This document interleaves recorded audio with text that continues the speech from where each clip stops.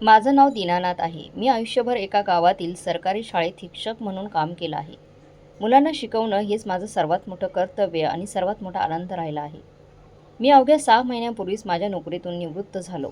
त्याच दिवशी मी आणि माझी पत्नी वसुंधरा आमच्या गावी परत आलो. आम्ही शहराकडे निघालो होतो. ट्रेनच्या खिडकीजवळ बसून आम्ही दोघे शांतपणे बाहेर पाहत होतो. शेतं, झाडं, कच्चे रस्ते आणि जिथे आम्ही आमचं संपूर्ण आयुष्य घालवलं होतं ते जुनं गाव हळूहळू मागे पडत होतं. पण त्या दिवशी आम्हाला दुःख नाही तर एक विलक्षण आशा आणि आनंदाची भावना जाणवली. आमचा एकुलता एक मुलगा हर्ष आता पुण्यातल्या एका मोठ्या कंपनीत कामाला लागला होता. त्याचं लग्न होऊन 5 वर्ष झाली आहेत आणि त्याची पत्नी रिधिमासुद्धा त्याच कंपनीत काम करते. दोघांच्याही स्वतःच्या नोकऱ्या असल्यामुळे ते क्वचितच गावी येतात. हर्ष मला फोनवर नेहमी म्हणायचा, बाबा तुमची नोकरी संपणार आहे. गावात एकटं राहून काय करणार? ते जुनं घर विकून कायमचं आमच्यासोबत पुण्यात या. आमच्याकडे सर्व सोयी सुविधा आहेत. चांगली रुग्णालये आहेत आणि तुम्हाला कधी आरोग्याचा त्रास झाला तर तात्काळ उपचार मिळतील. रिधिमासुद्धा फोनवर हेच म्हणायची. आई तुम्ही आलात तर मला खूप आधार मिळेल. घराची काळजी घेतली जाईल आणि आयुष तुमच्यासोबत राहून खूप आनंदी राहील. अखेरीस माझ्या मुलाच्या आणि सुनेच्या वारंवारच्या विनंतीनंतर आम्ही यावर विचार करायचं ठरवलं होतं. मी माझ्या गावातलं घर विकून माझ्या मुलासोबत कायमचं परत राहायला जायचं ठरवलं.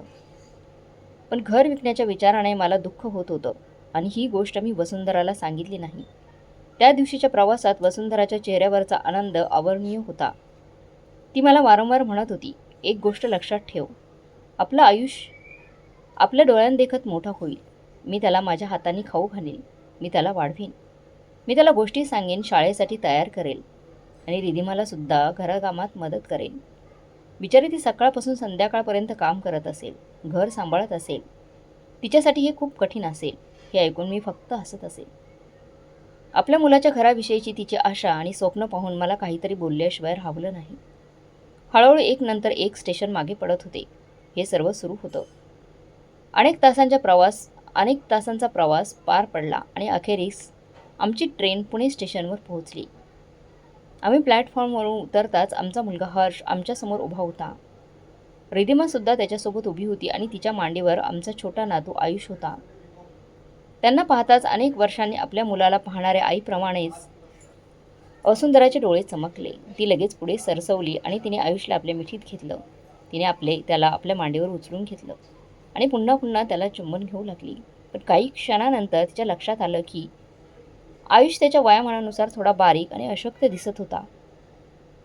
ती रिधिमाला सुद्धा म्हणाली, सुनबाई आयुष खूप अशक्त दिसतोय. मग लगेच हसून ती म्हणाली, पण ठीक आहे, तुम्ही दोघे खूप व्यस्त आहात, मी समजू शकते.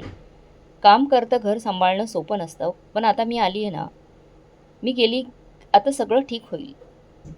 रिधिमाने मला एक लहानसं स्मित दिलं. हर्षने माझं सामान उचललं आणि म्हणाला, चला बाबा घरी जाऊया. आम्ही सगळे गाडीत बसलो आणि त्यांच्या अपार्टमेंटच्या दिशेने निघालो. आम्ही संपूर्ण रस्ता हसत विनोद करत होतो आणि वसुंधरा वारंवार आयुषला आपल्या मांडीवर घेऊन त्याच्याशी बोलत होती. जणू काही तिला त्याच्यावर आपलं सगळं प्रेम ओतून द्यायचं होतं. त्या क्षणी मला वाटलं होतं की आज आमच्या आयुष्यात एक नवीन आणि आनंदी पर्वाची सुरुवात होईल.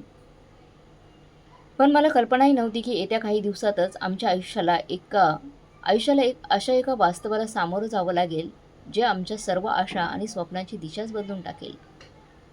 पुण्यात आल्यावर माझी पत्नी वसुंधरा खूप आनंदित झाली होती. या घरात राहायला आल्याबरोबरच ती भारावून गेली होती. ती घराला स्वतःचं मानून त्याची देखभाल करत असे. पण तिची सर्वात जास्त आवड तिचा नातू आयुषमध्ये होती. सकाळी उठल्याबरोबर ती प्रेमाने आयुषच्या संपूर्ण शरीराला तेलाने मालिश करायची. मग त्याला थोडा वेळ उन्हात बसवायची. त्यानंतर त्याला आंघोळ घालून स्वतःच्या हाताने बनवलेले जेवण भरवायची. घरात जे काही आणले जायचे ते पॅक केलेले फॉर्म्युला दूध, सॅरेलॅक किंवा पॅक केलेलं अन्न असायचं. सगळंच बाहेरचं. ते हळूहळू तिने थांबवले, बंद केलं. ती म्हणायची, एवढ्या लहान मुलाला फक्त आईच्या हातच्या ताज्या पौष्टिक अन्नानेच शक्ती मिळू शकते. कधी ती त्याच्यासाठी लापशी बनवायची, कधी भाजीची खिचडी, कधी सूप, कधी रव्याची खीर. ती दिवसभर त्याला काही ना काही खाऊ घालत राहायची. हळूहळू आयुषच्या चेहऱ्यावरचा तेज परत आलं. तो पूर्वीपेक्षा जास्त खेळू आणि हसू लागला आणि तब्येतही चांगली सुधारली. हे पाहून रिधिमालाही खूप आनंद झाला. ती सर्वांच्या नजरेसमोर होती. आयुषसाठी एक दाई ठेवली होती. ती दिवसभर त्याची काळजी घ्यायची. पण एके दिवशी कामावरून परत आल्यावर रिधिमा हसून म्हणाली, अहो आई, आयुष्य आता तुमच्याशी किती छान जुळवून घेतोय ना, बघा. तुम्ही त्याला खरंच खूप कणखर बनवलं आहे. आता त्या कामवाल्या बाईची काय गरज आहे? मी तिला आजच काढून टाकते. वसुंधराला काही फरक पडला नाही. ती खूप आनंदी होती. आता तिला आपला सगळा वेळ नातवाबरोबर घालवता येणार होता. याचाच तिला आनंद होता. पण त्याच क्षणी माझ्या मनात एक हलकीशी कळ आली. का माहीत नाही, पण मला असं वाटलं की जणू काही घरातील सगळ्याच जबाबदाऱ्या हळूहळू वसुंधराच्या खांद्यावर टाकल्या जात आहेत. पण त्यावेळी मी त्या गोष्टीला फारसं महत्त्व दिलं नाही. दुसऱ्या दिवसापासून दाईने येणं बंद केलं.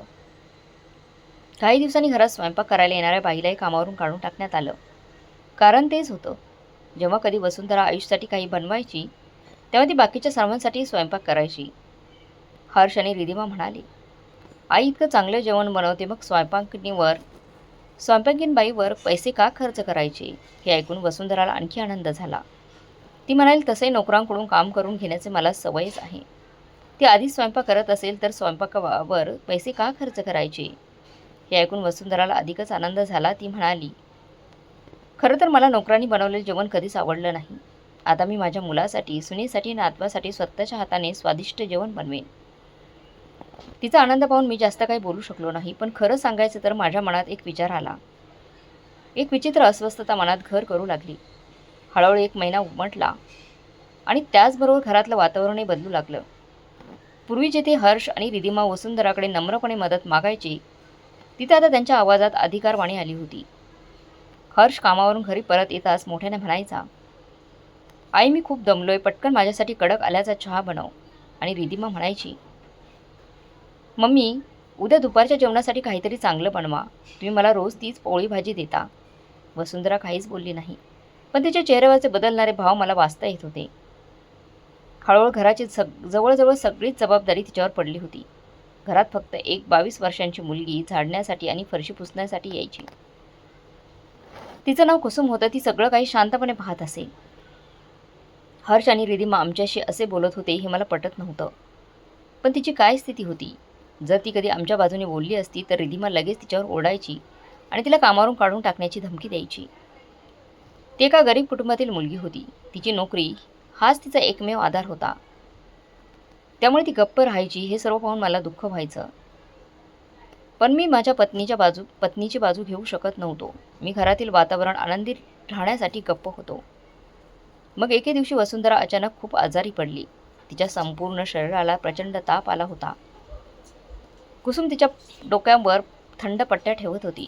त्या संध्याकाळी जेव्हा हर्ष आणि रिधिमा ऑफिसमधून परत आले, तेव्हा मी हर्षला म्हणालो, बाळा तुझी आई खूप आजारी आहे, तिला ताबडतोब डॉक्टरांकडे न्यायला पाहिजे. माझे शब्द ऐकून हर्षचा चेहरा लाल झाला. तो म्हणाला, बाबा तुम्हाला दिसत नाही का? घरगुती खर्चात किती वाढ झाली आहे. फक्त गेल्या महिन्यातच आम्ही नवीन गाडी विकत घेतली आणि त्यामुळेच निम्म्याहून पगार त्याच्या हप्त्यात जमा होतो. याशिवाय फ्लॅटचे हप्ता स्वतंत्रपणे भरावा लागतो. आपल्याला पैसे वाचवावे लागतील. सर्व आया आणि स्वयंपाकी यांना काढून टाका. आणि आता तुमचे खर्चसुद्धा आम्हाला बघावे लागतात. त्यात वाढ झाली आहे. तुम्हाला उपचारांची गरज असल्यास तुमच्या पेन्शनमधून हे करून घ्या. तुम्हाला पेन्शन मिळते ना? आणि जर तुमच्याकडे पैसे नसतील तर रस्त्यावर जाऊन वाटी घेऊन भीक मागा. पण मला सांगू नका. त्याच्या तोंडून हे शब्द ऐकून माझ्या पायाखालची जमीनच सरकली. माझा मुलगा खरंच मला सांगत होता का की पैसे नसतील तर रस्त्यावर वाटी घेऊन भीक मागावी? मी आयुष्यभर एक स्वाभिमानी माणूस राहिलो आहे. हे वाक्य बाणासारखं माझ्या काळजात घुसलं. कारण पुढे जे घडलं त्याने माझं संपूर्ण आयुष्य बदलून टाकलं. त्या क्षणी मला माझ्या हृदयात जाणीव झाली. मी स्वतःशी शपथ घेतली होती की आजपासून मी हर्ष आणि रिधिमाकडे 1 रुपयासुद्धा मागणार नाही. पण अडचण अशी होती की माझे पैसे गावातील बँकेत होते आणि ते काढायला मला गावात जावं लागणार होतं. मी सोबत आणलेले थोडेसे पैसे आता संपूर्णपणे संपले होते. आम्हाला इथे येऊन जवळपास 2 महिने झाले होते. त्या 2 महिन्यात मी माझ्या आणि वसुंधराच्या खर्चासाठी हर्षकडे 1 रुपयासुद्धा मागितला नव्हता. तो पैसे देतही नसे. उलट घरात एखादी छोटी वस्तू लागली की मी स्वतः पैसे देऊन विकत घ्यायचो. पण आता परिस्थिती अशी झाली होती की माझे खिसे पूर्णपणे रिकामे झाले होते आणि माझ्याकडे 1 रुपयाही उरला नव्हता. त्यावेळी वसुंधराची अवस्था खूपच वाईट होती. काय करावं हे तिथलं सुचत नव्हतं. तेवढ्यात कुसुम हळूच माझ्याकडे आली. तिने कोपऱ्यातून काही चुरगळलेल्या नोटा बाहेर काढल्या. एकूण 500 रुपये. ही माझी काही महिन्यांची बचत आहे. ती हळू आवाजात म्हणाली, बाबूजी, तुम्ही जाऊन आईची काळजी घ्या, त्यांच्यावर उपचार करून घ्या. हे खूप महत्त्वाचं आहे. जेव्हा तुमच्याकडे पैसे येतील ना, तेव्हा ते मला पुन्हा परत करा. जेव्हा मी तिचे बोलणे ऐकले, तेव्हा माझे डोळे पाण्याने भरून आले आणि तिच्या डोळ्यातही अश्रू आले होते. असे म्हणून ती वसुंधराकडे परत गेली आणि तिच्या डोक्याला पट्टी बांधू लागली. तेवढ्यात रिधिमाचा मोठा आवाज घरात घुमला. तो ऑफिसच्या कामाने थकला आहे, चहासाठी हाक मारायची का? कुसुम कुठे गेली? आम्ही तुला फक्त त्या म्हातारीची सेवा करण्यासाठीच कामावर ठेवलं आहे का? आम्ही तुला पैसे द्यायचे की नाही? पटकन जा आणि 2 कप चहा बनव. तिला फक्त ताप आहे, कोणाला परवा नाही. तुम्ही कॅन्सरने मरणार नाही. पॅरासिटामॉल ड्रॉवरमध्ये आहे, ती गोळी द्या. आधी आम्हाला चहा द्या आणि मग तिला द्या. ती बरी होईल. त्या क्षणी मला खरंच असह्य वाटलं. या कठीण काळात माझ्या पत्नीसाठी काही करू शकत नसल्यासारखं मला वाटलं. मी लगेच 500 रुपये घेतले आणि खाली जाऊन औषधं विकत आणली आणि वसुंधराला दिली. पण त्या औषधाचा तिच्यावर काही परिणाम झाला नाही. आता मला स्पष्टपणे समजले होते की वसुंधराला ताबडतोब डॉक्टरांकडे नेणं आवश्यक होते, कारण तिच्यावर उपचार करण्याशिवाय दुसरा कोणताही मार्ग उरलेला नव्हता. मला माहीत होतं की गावी जायचा मार्ग फक्त सकाळीच मिळेल. म्हणून मी विचार केला की वसुंधराला जेव्हा सर्दी, खोकला किंवा ताप येतो, तेव्हा मी तिला जो काढा नेहमी देतो, तोच मी का बनवू नये? त्यामुळे तिला अनेकदा खूप आराम मिळायचा. मी हळूच स्वयंपाकघरात गेलो आणि कुसुमला विचारून साहित्य बाहेर काढू लागलो. आलं, तुळशीची पाने, काळी मिरी, लवंग आणि गूळ. मी शांतपणे काढा उकळत होतो. तेवढ्यात रिधिमा स्वयंपाकघरात आली. मला काढा बनवताना पाहून तिने विचित्र चेहरा केला आणि म्हणाली, अहो बाबाजी, हे आत्ताचं व्हायरल इन्फेक्शन झालंय. तुम्ही इतके काळजीत का पडत आहात? जणू काही त्यांना नक्कीच कोणता तरी गंभीर आजार झाला असणार. सगळ्यांनाच होतो आणि बराही होतो. बरं, तुम्ही काढा बनवत असाल तर माझ्यासाठीही बनवा आणि हो, हर्षसाठी सुद्धा. असं म्हणून तिने आपला रिकामा कप सिंकमध्ये ठेवला आणि क्षणभरही न थांबता तिथून निघून गेली. ती बाबूजी कृपया राहू द्या, मी बनवते असेही म्हणाली नाही किंवा वसुंधराला बघायला सुद्धा गेली नाही. त्या क्षणी मला शहरात आल्याचा खरंच खूप पश्चाताप होत होता. इतका की तो शब्दात मांडणे कठीण आहे. काढा तयार करत असताना आपण खरंच फक्त आजच्या दिवसासाठी आपलं घर सोडलं आहे का? असा विचार माझ्या मनात सारखा येत होता. मी काढा बनवून वसुंधराला दिला आणि तिच्या कपाळावर थंड पट्टी ठेवली. कुसुम स्वयंपाकघरात कामात व्यस्त होती, पण तिचं लक्ष सारखं आमच्याकडे जात होतं. हर्ष आणि रिधिमाच्या भीतीने ती मनमोकळेपणाने बोलू शकत नव्हती. पण कधी गरम पाण्याने, कधी टॉवेलने, तर कधी दुसऱ्याच कोणत्या तरी गोष्टीने ती मुकाट्याने आमची मदत करत राहिली. मी आणि वसुंधरा फक्त एकमेकांकडे पाहत राहिलो आणि मनातल्या मनात आमच्या नशिबाला दोष देत राहिलो. त्या रात्री आमच्या मनात फक्त एकच प्रश्न घोळत होता. एकीकडे आमचा मुलगा आणि सून, ज्यांच्यासाठी आम्ही आमचं संपूर्ण आयुष्य घालवलं होतं, आणि दुसरीकडे ही बिचारी कुसुम, जिला आमच्याकडून कधीच काही मिळालं नाही, तरी तिच्या मनात आमच्याबद्दल खूप सहानुभूती होती. आम्ही हर्षला शिकवण्यासाठी खूप कष्ट घेतले होते. बँकेकडून कर्ज काढून अनेक वर्ष त्याचे हप्ते भरले होते. त्यानंतरच त्याला चांगली नोकरी मिळाली आणि जेव्हा त्यांचं लग्न झालं, तेव्हा आम्हाला वाटलं होतं की घरात फक्त सूनच असेल. ती आली तर तिने कुटुंब एकत्र ठेवलं असतं आणि आम्हाला आधार दिला असता. पण प्रत्यक्षात परिस्थिती अगदी उलट निघाली. त्या रात्री माझ्या मनात अनेक प्रश्न निर्माण झाले. हे दिवस पाहण्यासाठी लोक मुलांना जन्म देतात का? ही म्हातारपणी त्यांना अशा अपमानाला आणि असहाय्यतेला सामोरे जावे लागावे म्हणून. त्या क्षणी मला जाणवले की आमच्या संयमाची मर्यादा संपली आहे. माझ्या मुलामध्ये आणि माझ्या आत्मसन्मानामध्ये निवड करण्याची वेळ आली होती आणि त्या क्षणी मी ठरवले की मी माझा आत्मसन्मान निवडेल.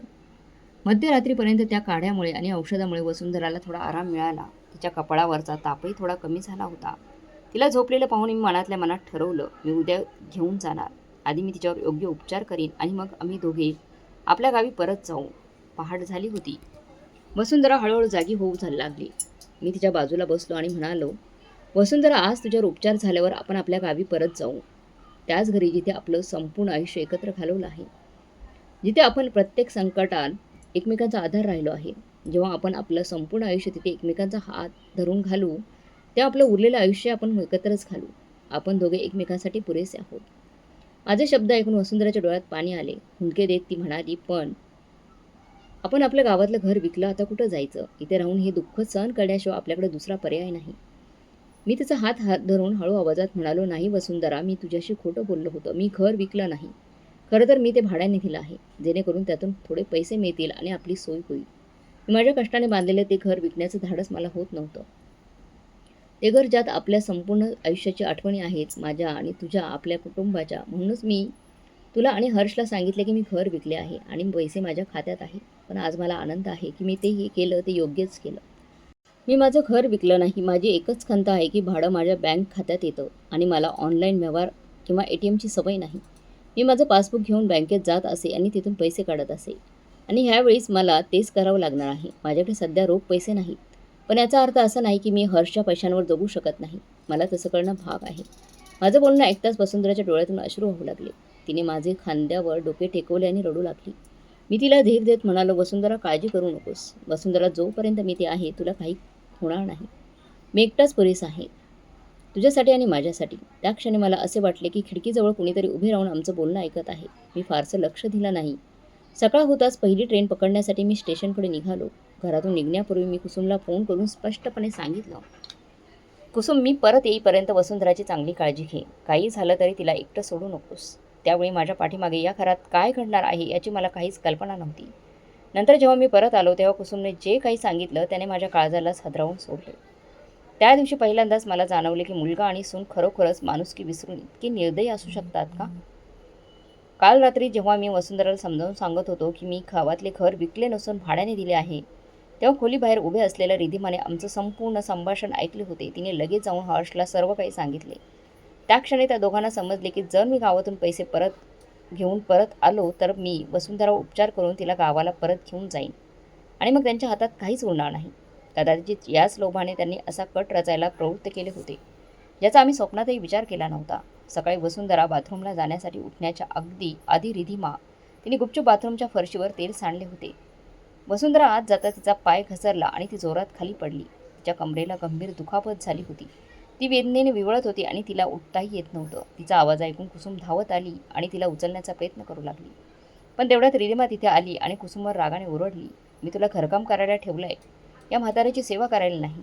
जा घर स्वच्छ कर आणि तिला इथेच झोपू दे. ती थोड्या वेळात स्वतःहून उठेल. पण त्या दिवशी पहिल्यांदाच कुसुमने प्रत्युत्तर दिलं. तिच्या डोळ्यात राग होता आणि आवाजात सत्य होतं. ती स्पष्टपणे म्हणाली, बाईसाहेब, मी तुमची मोलकरी नाही, तुमची गुलाम नाही. तुमच्यातील माणुसकी ती मेली असेल, पण माझ्या आत अजूनही जिवंत आहे. तुला दिसत नाही का की आई बाथरूममध्ये पडल्या आहेत आणि त्यांना किती गंभीर दुखापत झाली आहे? जेव्हा तिने वसुंधराला उचलण्याचा प्रयत्न केला तेव्हा तिच्या लक्षात आलं की ती जिथे पडली होती तिथे खूप तेल सांडलं होतं. त्या क्षणी तिला जाणवलं की हा अपघात नसून जाणून-बुजून केलेलं काहीतरी आहे. तिने कसाबसा वसुंधराला आधार दिला आणि तिला पुन्हा जिवंत केले. तिने कुसुमला खोलीत आणले आणि पलंगावर कुसुम त्यांना खोलीत आणले आणि पलंगावर झोपवले आणि वेदनाशामक गोळ्या दिल्या. आता त्या दोघींना माझी वाट पाहण्याशिवाय पर्याय नव्हता. पण रिधिमा हार मानणार नव्हती. ती खोलीत परत आली आणि कुसुमवर ओरडली, पुरे झाले हे नाटक. आता शांतपणे इथून निघून जा. आणि आई, तुम्ही सुद्धा वेदनेचं नाटक करणं थांबवा. काम टाळण्यासाठी हा सगळा एक देखावा आहे. सकाळी तुम्ही अगदी ठीक असाल. ती ठीक आहे, मी पाहिलं. आणि उठ, आमच्यासाठी नाश्ता बनव, आम्हाला ऑफिसला जायचं आहे. असं म्हणून तिने वसुंधराला जवळजवळ खेचूनच पलंगावरून खाली खेचलं. वसुंधरा वेदनेने तळमळत होती आणि तिला धड उभंही राहता येत नव्हतं. हे पाहून कुसुमचा संयम सुटला. काही विचार न करता तिने रिधिमाच्या गालावर जोरात एक चापट लगावली.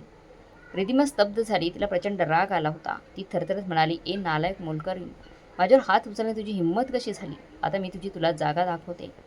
ती कुसुमवर हात उचलणारच होती तेवढ्यात कुसुमने तिचा हात पकडून तो जोरात पिरगळला आणि म्हणाली, बाईसाहेब, माझ्यावर हात उचलण्याची चूक करू नका. जर या हातांना घरकाम येतं तर तुमच्यासारख्या माणसाचे हात कसे पिरगाळायचे ही त्यांना माहीत आहे. जोपर्यंत बाबूजी परत येत नाहीत मी इथून जाणार नाही आणि आईलाही कुठेही जाऊ देणार नाही. आणि जर तुम्हाला असा त्रास देत राहिलीस तर मी पोलिसांना बोलवेन. तुझ्या आजारी वृद्ध सासूबाईसोबत जे काही केलंस ते पोलिसांनी कळेल तर तुझं काय होईल हे तुला माहीत आहे. पोलिसांचं नाव ऐकताच रिधिमाचा चेहरा फिका पडला. त्या क्षणी तिच्या माघार घेण्याशिवाय दुसरा पर्याय नव्हता. संध्याकाळपर्यंत मी गावाहून पैसे घेऊन परत आलो होतो. घरात पाऊल ठेवताच कुसुमने सकाळपासून घडलेला सगळा प्रकार मला सांगितला. तिचा प्रत्येक शब्द ऐकून माझ्या अंगात जणू आगच पेटली होती. माझ्या लक्षात आले की हा अपघात नसून एक सुनियोजित योजना होती. मी हर्ष बोलायला त्याच्या खोलीकडे जात होतो तेव्हा आतून त्यांच्या जोरदार भांडण्याचा आवाज घुमू लागला. मी दाराबाहेर थांबलो. आतमध्ये हर्ष रिधिमावर रागाने ओढत होता. हे सगळं तुझ्यामुळे झालं. तुझं खरं रूप दाखवण्याची काय गरज होती? आता जर ते निघून गेले तर आपल्याला पैसे कसे मिळणार? आम्हाला वाटलं होतं की त्यांनी गावातलं घर विकलं आणि सगळे पैसे बाबांच्या खात्यात जमा होतील. असो, तो मेला असता आणि सगळे पैसे आपले झाले असते. पण आता सगळं काही आमच्या हातातून निसटून जाईल. आम्हाला घरही मिळालं नाही, पैसेही मिळाले नाही आणि त्यात भर म्हणजे ते दोघे त्यांच्या पेन्शनचे पैसे स्वतःच खर्च करतील. रिधिमासुद्धा खेदपूर्ण स्वरात म्हणाली होती. म्हणूनच मी सकाळ बाथरूममध्ये तेल टाकलं होतं, जेणेकरून मम्मीजी पडतील आणि त्यांना गंभीर दुखापत होईल आणि त्यांना हॉस्पिटलमध्ये दाखल करावं लागेल. मग ते कुठेच जाऊ शकणार नाही. पण त्यांचं नशीबच खराब होतं. तिला रुग्णालयात दाखल करण्याची गरज भासेल इतकी गंभीर दुखापत झालीच नव्हती. मी खोलीवर बाहेर उभं राहून हे सगळं ऐकत होतो. मी परत आलो. आई आणि त्यांचं सगळं बोलणं माझ्या कानावर गेलं आहे याची त्यांना काहीच कल्पना नव्हती. त्या क्षणी मला लाज वाटली की हा तोच मुलगा होता ज्याला मी माझ्या रक्ताच्या आणि घामाच्या धारांनी वाढवलं होतं. तो किती स्वार्थी होता हे स्पष्ट झालं होतं. त्याला माझ्या घरासाठी आणि पैशांसाठी आम्हाला कैदेत ठेवायचं होतं. मग मी दार उघडून खोलीत गेलो. मला पाहताच त्या दोघांचे डोळे विस्फारले. हर्षचे शब्द अडखळले. तो अडखळत म्हणाला, बाबा तुम्ही कधी आलात? मी त्याच्या डोळ्यात थेट बघून म्हणालो, मी आलो जेव्हा तुम्ही दोघे तुमची सगळी काळी कृत्य कबूल करत होतात. माझ्या आवाजात इतकी वेदना होती की कदाचित तिथे घाबरले असावेत. मी म्हणालो, माझा मुलगा इतक्या खालच्या पातळीवर जाईल याची मी कधी कल्पनाही केली नव्हती. मी माझ्या घरासाठी आणि पैशांसाठी तुम्ही मला या शहराच्या तुरुंगात टांबू इच्छित होता. तुम्ही आम्हाला इथे कैद करून ठेवून आमच्या आयुष्यभराच्या कमाईवर जगू इच्छित होता. तुमच्याकडून मला याची कधीच अपेक्षा नव्हती. माझ्या डोळ्यात अश्रू होते, पण आता माझ्या आवाजात त्याचा लवलेशही नव्हता. मी दृढनिश्चयी होतो. मी म्हणालो, मी इथे क्षणभरही थांबणार नाही. मी माझ्या वसुंधराला सोबत घेऊन आत्ताच निघत आहे आणि आजपासून तुला आई वडील आहेत हे विसरून जा. जोपर्यंत मी जिवंत आहे माझ्या वसुंधराला कोणाची गरज नाही आणि ज्या दिवशी मी नसेन त्या दिवशी तिला कोणाची गरज भासणार नाही. मी तिला इतकी सक्षम बनवलं आहे. असं म्हणून ते वळले. मी वळलो आणि तिथून निघून जाऊ लागलो. तेवढ्यात हर्ष मागून धावत आला आणि माझ्या पाया पडला. त्याचा आवाज थरथरत होता. तो रडत म्हणाला, बाबा कृपया असं करू नका. आमच्याकडून खूप मोठी चूक झाली आहे. कृपया आम्हाला माफ करा. आम्हाला आणखी एक संधी द्या. आम्ही तुम्हाला तक्रार करायला एकही कारण देणार नाही. बाबा कृपया आम्हाला सोडून जाऊ नका. त्या क्षणी मला हे स्पष्ट जाणवले की माझ्यासमोर उभा असलेला माणूस माझा मुलगा नसून एक लोभी माणूस होता, ज्याला केवळ ही चिंता होती की माझ्या मृत्यूनंतर ती माझी लाखो रुपयांची मालमत्ता आणि आयुष्यभराची बचत गमावून बसेल. त्याने आमच्या गावाकडचे घर विकून आम्हाला शहरात आणून कायमचे स्वतःजवळ ठेवण्याची योजना आधीच आखली होती. माझं असं मत आहे की आमचं वृद्ध आई वडील त्याच्या कृपेवर जगतात आणि तो आमच्या पैशांच्या पैशांवर जगतो. पण कदाचित देवाची योजना वेगळीच होती. माझ्या आयुष्यातील एक छोटासा निर्णय, गावाकडचं घर विकण्याऐवजी भाड्याने देण्याचा, आज आमचा सर्वात मोठा आधार बनला आहे. जर मी ते विकलं असतं तर कदाचित आम्हाला परत जायला कुठेच जागा उरली नसती. हर्ष मला वारंवार सांगत होता, बाबा कृपया सगळे पैसे माझ्या खात्यात ट्रान्सफर करा, म्हणजे तुम्हाला पैसे काढायला पुन्हा पुन्हा गावाला जावं लागणार नाही. पण कदाचित माझा अनुभवच मला सावध करत होता. म्हणूनच मी ते पैसे माझ्या खात्यातच राहू दिले आणि आज तीच सावधगिरी कामी आली. त्या दिवशी मला जाणीव झाली की ज्या मुलासाठी मी माझ्या सगळ्या सुखाचा त्याग केला होता. मी वसुंधराचा हात घट्ट धरला आणि तिला आश्वासन दिले की जोपर्यंत मी जिवंत आहे तोपर्यंत तिला इतर कोणाचीही गरज भासणार नाही. मी तिला ताबडतोब रुग्णालयात घेऊन गेलो आणि कुसुम आमच्यासोबत आली. डॉक्टरांनी तिच्यावर कसून उपचार केले आणि सुदैवाने तिच्या जखमा गंभीर नव्हत्या आणि ते धोक्याबाहेर आली. उपचारानंतर जेव्हा आम्ही रेल्वे स्टेशनकडे पोहोचलो, आम्ही स्टेशनकडे जात असताना कुसुम आम्हाला सोडायला आली. अचानक वसुंधरा म्हणाली, मुली तू आमच्यासोबत आमच्या गावी येशील का? तू आमच्या मुलीसारखी आमच्यासोबत राहशील का? हे ऐकून कुसुमच्या डोळ्यात पाणी आलं. रडत रडत तिने वसुंधराचे पाय धरले आणि म्हणाली, माझ्या आईवडिलांनी मला लहानपणी सोडून दिले होते. माझ्या काका काकींनी कसंबसं मला वाढवलं, पण कधीच त्यांनी मला शिक्षणही दिलं नाही आणि कोणतीही गोष्ट करण्यास सक्षम बनवलं नाही. त्यामुळे मला घरोघरी फिरावं लागलं आणि मी कमवलेला पैसे माझ्या नियंत्रणात नाही. ती म्हणाली की जर आम्ही तिला खरोखरच आमची मुलगी म्हणून दत्तक घेतले तर तिच्यासाठी यापेक्षा मोठा आशीर्वाद दुसरा नसेल. कुसुमचं बोलणं ऐकून माझ्या डोळ्यात पाणी आलं. मला जाणवलं की तिने आपल्या हृदयात किती वेदना दडवून ठेवल्या होत्या, पण त्याबद्दल तिने आम्हाला कधीच सांगितलं नाही. तिने आम्हाला कळूही दिला नाही. ती नेहमी हसतमुख असायची आणि आमची काळजी घ्यायची. जणू काही तिने तिची दुःख मनात खोलवर पुरून टाकली होती. वसुंधराने तिला उचलून जवळ घेतलं आणि मिठी मारली आणि त्या क्षणी कुसुम आमच्यासोबत गावी आली. गावात आल्यानंतर कुसुमने इतक्या निष्ठेने आणि प्रामाणिकपणे आमची सेवा केली की हळूहळू ती आमच्यासाठी केवळ एक मोलकरीण न राहता खऱ्या अर्थाने आमची मुलगीच बनली. जे घर पूर्वी शांत आणि उदास असायचं ते आता आपल्यापणाच्या आणि शांततेच्या भावनेने भरून गेले होते. काही वर्ष उलटली आणि एके दिवशी मी वृत्तपत्र करून माझी सर्व मालमत्ता कुसुमच्या नावावर केली. जेव्हा हर्षला कळाले तेव्हा तो रागाने गावात परत आला आणि मला म्हणाला ही त्याच्या वाट्याची मालमत्ता एका मोलकरणीने देऊ शकत नाही. पण ह्यावेळी मी पूर्णपणे शांत आणि दृढ निश्चयी राहिलो. मी त्याला स्पष्टपणे म्हणालो, ही मालमत्ता माझ्या कष्टाच्या पैशातून आहे. यात तुझा कोणताही वडिलोपार्जित वाटा नाही. त्यामुळे मला हवं त्याला मी ती देऊ शकतो. जसं मी माझ्या कष्टाने सगळं काही उभं केलं आहे तसंच तू सुद्धा तुझं आयुष्य तुझ्या स्वतःच्या कष्टाने घडव. आणि आता माझ्याकडून कोणतीही अपेक्षा ठेवू नको. हे सरळ उत्तर ऐकून हर्ष आणि रिधिमा दोघेही शांत झाले आणि एकही शब्द न बोलता आम्ही मागे फिरलो. अशीच बरीच वर्ष लोटली आहेत आणि आम्ही गावात शांततेत व सन्मानाने जगत आहोत. कुसुम आमच्यासोबत खूप आनंदी आहे. खरंच आम्ही तिला लग्न करून संसार थाटण्याचा वारंवार आग्रह केला, पण लग्नामुळे आम्हाला सोडून जावं लागेल या भीतीने तिने स्पष्टपणे नकार दिला. वसुंधराला फक्त एकच खंत आहे, तिचा नातू. कधी कधी त्या आठवणी तिचे डोळे पाण्याने भरतात, कारण तो आमच्या रक्ताचा आहे आणि आमच्या मुलांसाठी चुकांसाठी त्या निष्पाप मुलाला शिक्षा का व्हावी. पण जीवनाचं सत्य हे आहे की कधी कधी आत्मसन्मान आणि मनशांती टिकवण्यासाठी आपल्याला काही नात्यांपासून दूर राहावं लागतं. आमचा आशीर्वाद अजूनही आमच्या नातवासोबत आहे आणि आम्हाला खात्री आहे की एक दिवस जेव्हा त्याला ही सत्य कळेल, मोठा झाल्यावर, तेव्हा तो वाचेल. जर तसे झाले तर कदाचित तो स्वतःहून त्याच्या आजी आजोबांना शोधत आमच्याकडे येईल. तर मग मित्रमैत्रिणींनो, तुम्हीच सांगा, मी हर्षबाबतीत योग्य गोष्ट केली की की त्याला माझ्या मृत्यूपत्रात वाटा द्यायला हवा होता? कृपया कमेंट्समध्ये तुमचे विचार आम्हाला कळवा. जर तुम्हाला ही गोष्ट आवडली असेल तर कृपया व्हिडिओला लाईक करा आणि जास्तीत जास्त लोकांसोबत शेअर करा. कुणास ठाऊक ही गोष्ट दुसऱ्या एखाद्या वसुंधरा किंवा दीनानाथपर्यंत पोहोचेल आणि त्यांना त्यांच्या आयुष्यात योग्य निर्णय घेण्याचे धैर्य देईल.